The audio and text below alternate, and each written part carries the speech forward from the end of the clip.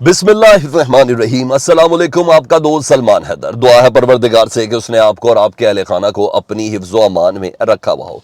आज हम सवाती की मौजाना रिहाई से मुतल्लिक़ तो डेफिनेटली बात करनी है। अचानक क्या हो गया बलूचिस्तान हाई कोर्ट के तमाम केसेस ही ख़त्म कर दिए। उसकी कुछ डिटेल्स हैं, पुलिस की कुछ कन्फेशंस हैं कि ये अहकामात उन्हें दरअसल दे कौन रहा था। उसकी डिटेल आपके साथ शेयर करनी है। आज बलूचिस्तान हाई कोर्ट के चीफ जस्टिस के सामने पुलिस ने कुछ कहा है। अच्छा, काफी अचंभे की चीजें उसके अंदर। और फॉरेन फंडिंग केस में अब पीपल्स पार्टी और नून लीग और दीगर जमातें, स्पेशली जमीयत उलमा इस्लाम भी इसके अंदर शामिल है, उन तमाम की फिक्र का वक्त हुआ चाहता है। अदालत ने बुला लिया इलेक्शन कमीशन को। उसकी कुछ डिटेल्स है, अपोजिशन लीडर के हवाले से कुछ डिटेल्स है। लेकिन सबसे पहले ना, जो मैंने पोस्टमार्टम करना है ना, वो डेली मेल की उस स्टोरी का करना है जो रात को छापी गई। और ना सिर्फ छापी गई बल्कि प्रिंट करवाएगी। प्रिंट करवाने के बाद जिस तरह उसको मीडिया के अंदर चलाया गया, क्योंकि 2 अरब सीसी के इजलास के अंदर 2 अरब रुपया जी वजीर खजाना ने मीडिया को दिए हैं, और सिर्फ प्रोपेगेंडा और कंपेन करने के लिए, एंटी इमरान खान और इमरान खान के हक की जितनी भी खबरें उनको दबाने के लिए। और ये जब इतना ज़्यादा पैसा लग जाए तो फिर समझ में भी चीज़ें आ रही होती हैं। और जिस तरीके से उसको प्लेस किया गया, और फिर जो फतह करा दिया गया, और फिर इंटरनेशनल सादिक और अमीन जिस तरह डिक्लेयर किया गया ना, नहीं सर, मैंने थोड़ा तरद्दुद का मुजाहरा किया। मैंने कहा थोड़ी चीज़ें ज़रा पढ़ लूँ। डिटेल बिल्कुल डिफरेंट है, बिल्कुल डिफरेंट एंगल है। ये चीज़ नहीं है जो दरअसल मीडिया पे कोट की जा रही है। हम पे यकीन रखें, हम पे बिलीव करें, हम आपको ज़्यादा बेहतर चीज़ बता रहे जी। अच्छा, रात को डेली मेल ने ना अपनी एक करेक्शन अपनी वेबसाइट पे रखी, और इस करेक्शन को वावेला मचाया गया कि डेली मेल ने, बरतानवी जरीदे ने बाकायदा तौर पर माफ़ी मांग लिया है शहबाज शरीफ साहब और उनकी फैमिली से, कि जो इनके पास डेली मेल का ये पॉइंट कौन सा था, डेविड रोज की जो स्टोरी है उसके अंदर ये था कि जो ज़िलज़िला ज़दगान के जो पैसे थे ना, इमदाद के लिए आए थे, उन पैसों को पूरी दुनिया की तरफ से फंड किया गया था। तो बरतानिया से भी फंड हुआ था। तो बरतानिया से आई थी पाउंड स्टर्लिंग में मनी। उन्हें कहा बरतानिया से पैसे रिलीज हुए, पाकिस्तान आए, और फिर दोबारा बरतानवी अकाउंट के अंदर चले गए। ये केस है। और इन्होंने नैब के मुख्तलिफ केसेस के अंदर इस पॉइंट को रेज किया। मुख्तलिफ तमाम केसेस नैब के जो शरीफ फैमिली में है, शहबाज शरीफ साहब की फैमिली के साथ हैं, दामाद अली इमरान के साथ हैं, बेटी राबिया के अकाउंट में जो पैसे गए हैं, वो केसेस अभी तक हैं, क्योंकि आज तक ये जस्टिफाई नहीं कर सके वो पैसे आए कहाँ से। अच्छा जी, इन्होंने ना अखबार में छाप गया। अच्छा, आपको बड़े अच्छे से याद होगा, कोई 10-15 दिन 20 दिन पहले जब शहबाज शरीफ साहब लंदन में थे, तो अदालत ने एक जुर्माना किया था कि आपने डेफेमेशन का। इस पे ना डेली मेल के ख़िलाफ़ ना शहबाज शरीफ साहब ने केस कर दिया कि जी मैं हद तक इज़्ज़त करता हूँ, इसको प्रूव करके दें, डेविड रोज की उस स्टोरी को।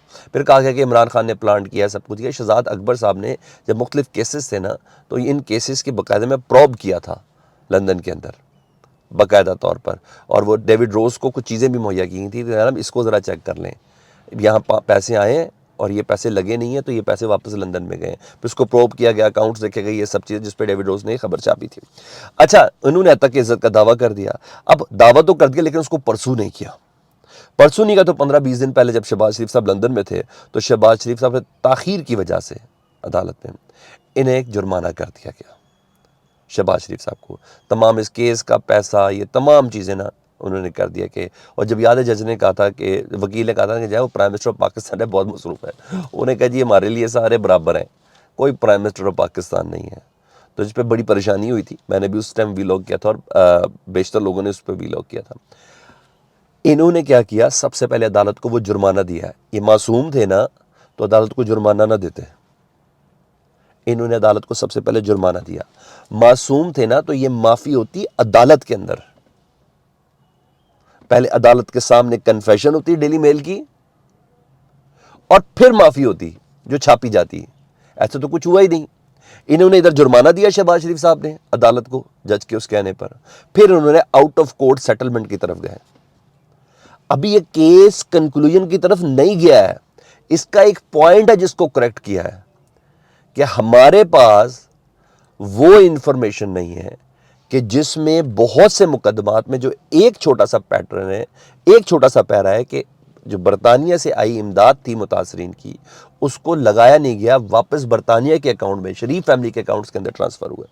उन्हें कहा उसकी हमारे पास नहीं। इसकी भी वजह सुन लेना क्यों नहीं है।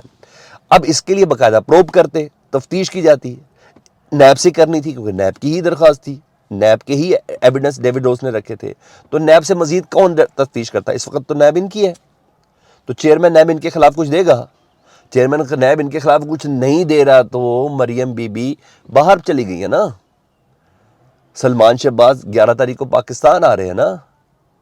चेयरमैन नैब कुछ नहीं दे रहा ना, तो तभी तो इसहाक डार साहब पाकिस्तान में है। तो इतना तो उनको भी पता है ना। कोई इसको फिर एक लिंगर ऑन करने से बेहतर है आउट ऑफ कोर्ट सेटलमेंट कर लें। तो आउट ऑफ कोर्ट सेटलमेंट हुई है, कोर्ट के अंदर कोई, कोर्ट में इन्होंने जुर्माना दिया है, ये जहन में रखें आपने, इन्होंने कोर्ट में जुर्माना दिया है। तो आउट ऑफ कोर्ट सेटलमेंट पे यानी अब मज़े की बात और बताऊं, कौन परसू करेगा? डेविड रोस तो डेली मेल में है भी नहीं, उसको छोड़े भी मुद्दत हो गई है डेली मेल को, नैब इनका है, तो कैसे परसू होगा? तो केसेस सारे अपनी जगह पे हैं। उसका एक छोटा सा पॉइंट है जिस पर उन्होंने कहा कि जी हम मज़ीद इसके ऊपर कोई चीज़ नहीं ला सके। किस तरह लाएंगे? उन्हें पता नहीं है, वक्त का वज़ीर आज़म है, नैब उसके अंदर है, कहाँ से नैब से निकलवा के देंगे? तो ये दरअसल स्टोरी है। लेकिन 2 अरब रुपया लगा तो फिर इंटरनेशनल सादिक रमीन होना और फिर फट्टे के पट्टे चलना और पता नहीं अल्लाह के आगे सरब सजूद हूँ, पता नहीं क्यों है ऐसा। तो बहरहाल असल खबर ये है, ये मैं आपको बता दूं, तो हमारी बात पे ज़रा ज़्यादा ध्यान दे दें। अब आजू जी मैं अपनी दूसरी मेन अहम स्टोरी के ऊपर ना, वो है आज़म सवाती साहब की। बलूचिस्तान हाई कोर्ट ने ना चंद रोज़ पहले आज़म सवाती के बेटे की दरख्वास्त पर ना उन्हें कहा था कि अब आज़म सवाती के ऊपर किसी किस्म की कोई FIR बलूचिस्तान में दर्ज नहीं होगी, उधर ही होल्ड कर दिया था। साथ ही उनके बेटे ने यह कहा था, दरख्वास्त दी थी कि ये जो FIR है सारी बोगस है, सुप्रीम कोर्ट के अहकामात की रोशनी में एक अगर जुर्म है तो उसकी एक FIR होनी चाहिए, तो प्लीज़ कर दें। तो आज की खबर यह है कि पहले उनकी सारी मज़ीद FIR से रोका, तो आज बलूचिस्तान हाई कोर्ट ने जितने भी बलूचिस्तान में 50-50 केस हैं आज़म सवाती के ख़िलाफ़, उन तमाम के तमाम केसेस की FIRs को खारिज कर दिया। ना सिर्फ खारिज कर दिया, और उन्होंने कहा कि सुप्रीम कोर्ट के अहकामात की रोशनी में इट्स अ क्रिमिनल ऑफेंस कि आपने ये FIR दर्ज की। और इंटरेस्टिंग चीज़ सुने, आज़म सवाती साहब के ऊपर से तमाम चार्ज ख़त्म करके, मुकदमा ही खारिज करके आज़म सवाती को रिहा कर दिया। और इंटरेस्टिंग चीज़ सुने, पुलिस से पूछा chief justice Balochistan high court ने, ये FIR है आपने किसके कहने पर दर्ज की? क्या आपके DIG ने कहा? क्या आपके IG ने कहा? आपने क्यों दर्ज की? उन्हें कहा हमारे IG को तो पता ही नहीं है कि ये FIR दर्ज हुई हैं। तो भाई सवाल है ना कि वो कौन है जिसके कहने पर ये FIR दर्ज हो रही है? कौन है? ये जानना बड़ा ज़रूरी है, क्योंकि इदारे तो पॉलिटिकल हो चुके हैं। जब तफ्तीश होगी ना, जब एक पूरा कमीशन बैठेगा ना, जिसका वावेला मातम आज़म सवाती रोज़ करते करते फिर गिरफ्तार हो गया, झुंझुला गया ना, झुंझुला गया बिल्कुल। वो बंदा जानना है, ये कौन सी साजिश है जो नई इस्टेब्लिशमेंट के हवाले से खेली जा रही है, वो बंदा जानना बड़ा ज़रूरी है। मेरे लिए सबसे इंटरेस्टिंग इस हेयरिंग के अंदर पॉइंट ये है, पुलिस कह रही है हमारे तो IG को पता भी नहीं है FIR दर्ज हुई है। अल्लाह अकबर। तो भाई किसके कहने पे दर्ज हुई हैं? ये प्रूव करना है। अब बताऊँ क्या करेंगे?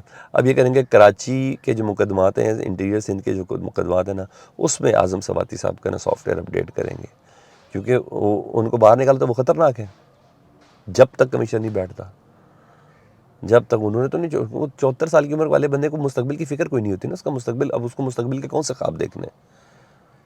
हाँ, उसको सिर्फ मरने के बाद अपनी औलाद के लिए तारीख में ये नाम लिखवाना है कि मैं खड़ा हुआ था जब मेरे साथ ज़्यादती हुई थी, मैंने लिहाज किसी का नहीं किया।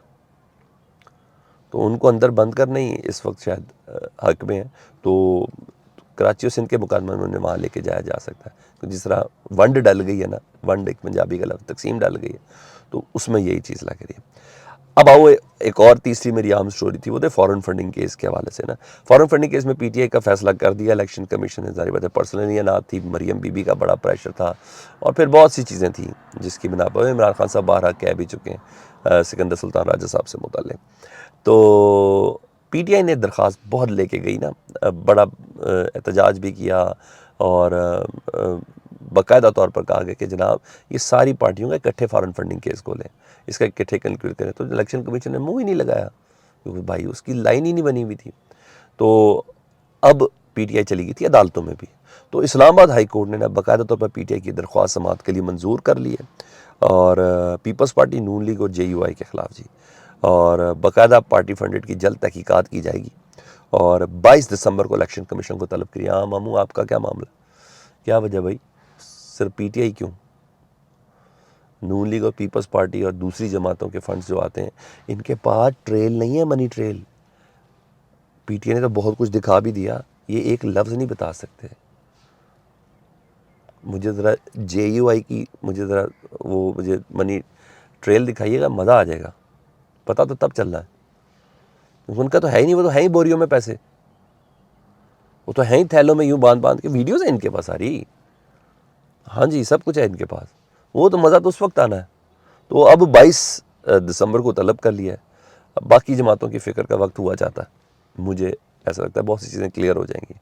और हुकूमती एक डमी है अपोजिशन लीडर राजा रियाज साहब। डमी इसलिए कहता हूँ कि उनको हुकूमत ने वफाकी वज़ीर का दर्जा भी दिया हुआ है। हद हो गई है यार, खुदा की कसम, हद हो गई है।